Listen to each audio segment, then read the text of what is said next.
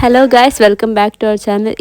ఈరోజు మన వీడియో వచ్చేసి సొరకాయ తప్లెంట్ సొద్దపిండితోటి మా అమ్మమ్మ చేసింది. ఈరోజు ఎలా చేయాలో చూద్దాం.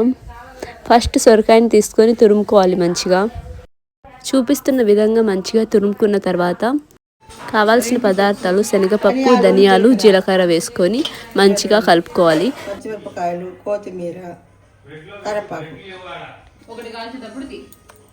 గ్రైండ్ చేసిన పేస్ట్ని దీంట్లో వేసుకొని బాగా మిక్స్ చేసుకున్న తర్వాత పిండి వేసుకొని ఇలా మంచిగా కలుపుకోవాలి. ఇది సొద్ద పిండి, మీరు బియ్యం పిండితోటైనా చేసుకోవచ్చు. సొద్ద పిండితో చాలా టేస్టీగా ఉంటాయని మా మమ్మీ ఇక్కడ సొద్ద పిండి వేసింది.